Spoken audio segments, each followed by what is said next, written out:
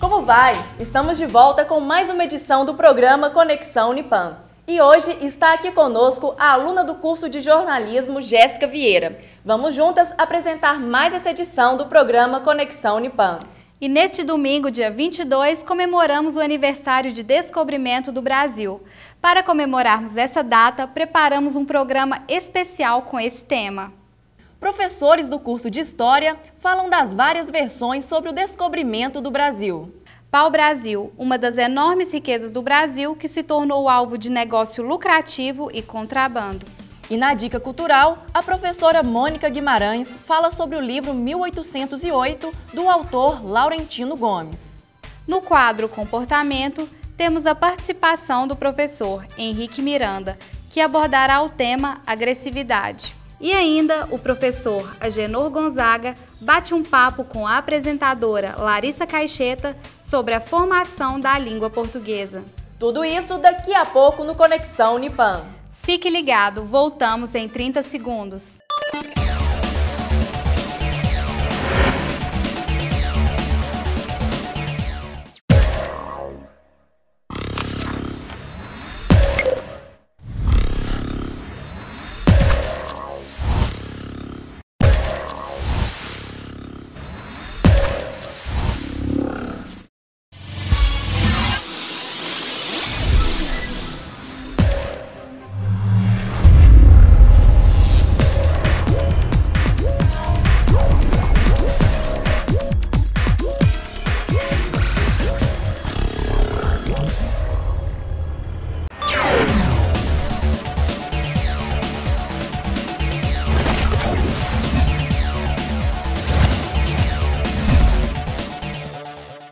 Invasão, conquista ou descoberta?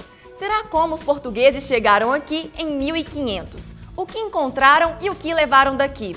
Professores do Unipam nos contam agora o comecinho dessa história, que já dura 512 anos. É na escola que aprendemos a história do descobrimento do Brasil. Pedro Álvares Cabral saiu com sua frota de Portugal e chegou sem querer no Brasil no dia 22 de abril de 1500. Mas será que foi assim mesmo que aconteceu?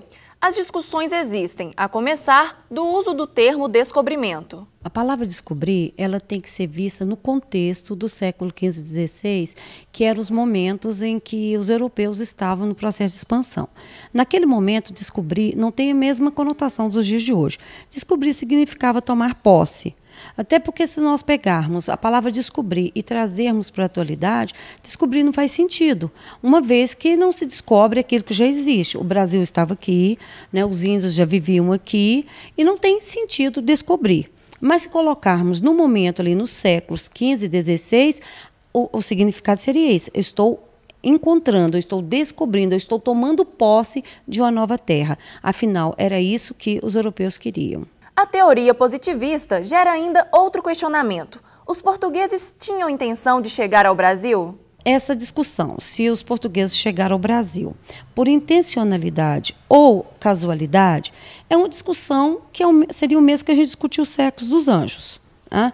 O que nós temos são evidências. Tá? Por exemplo, os portugueses não queriam que os espanhóis percebessem que eles tinham conhecimento tão amplo a respeito das navegações. Então, eles vão argumentar a casualidade, que eles estavam navegando em direção às Índias e, devido à ausência de ventos, os navios são empurrados em direção à costa brasileira. Essa argumentação hoje não faz sentido, porque os portugueses eles tinham uma grande tecnologia de navegação, eles jamais tinham errado.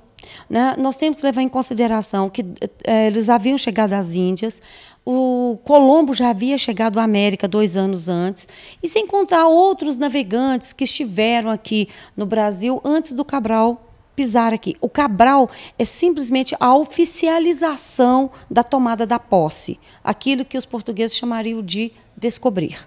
São várias as versões. De acordo com a professora do curso de História do Unipam, Eunice Caixeta, elas devem ser adequadas às faixas etárias. Essa questão das versões dentro da história, depende da faixa etária do aluno, porque quando nós tratamos do ensino fundamental 1, que são crianças, e também a formação dos próprios professores, que eles não têm a obrigatoriedade de conhecer as diversas versões da história.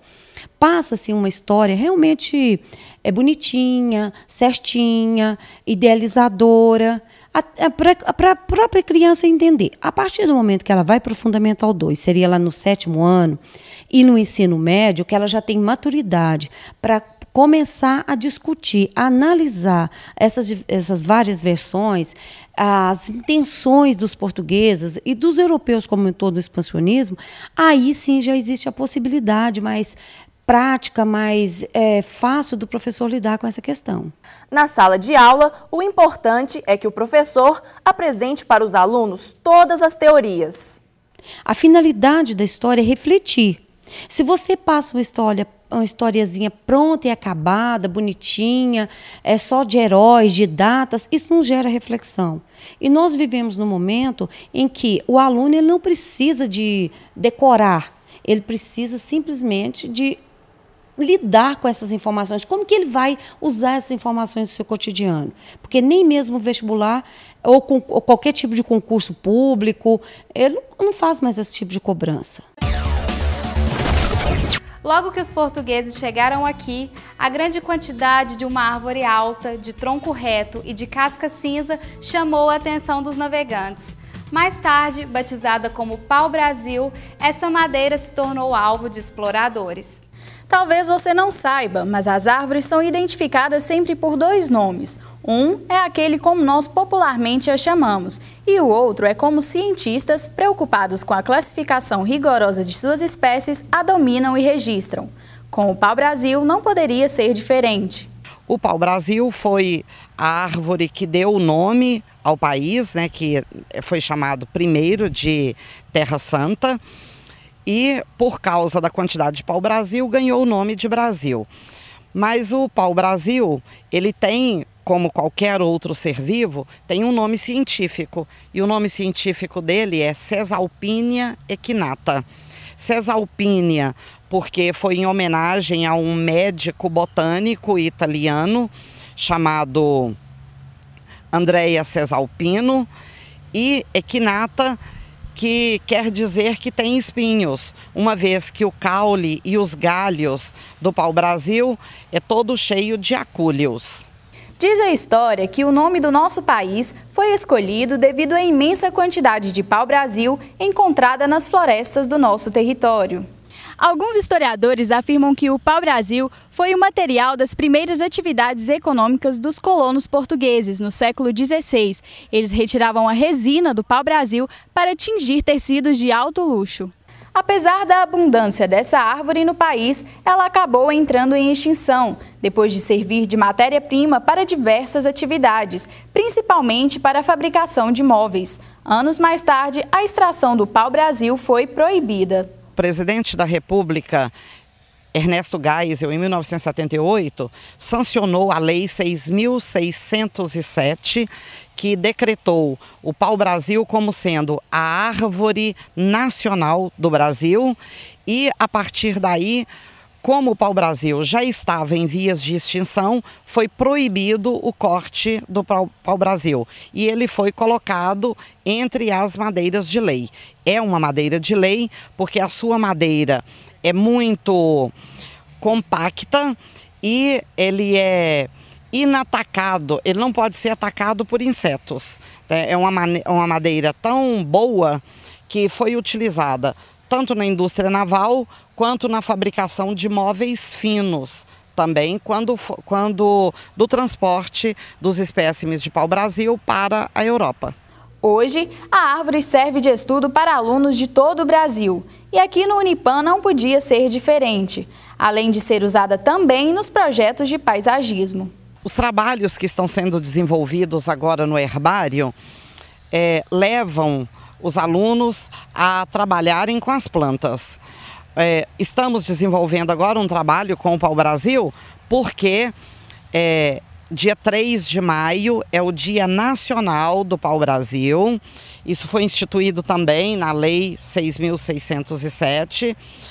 E nós pretendemos desenvolver um folheto com todos os dados do pau-brasil, né, dizendo da cor do caule, da presença dos acúlios, do tipo de folha, da flor, que é uma flor com um aroma bem específico e uma flor característica. Ela é uma flor pentâmera, tem 5 pétalas, uma delas é menor, vermelha, e as 2 laterais também têm marcas vermelhas.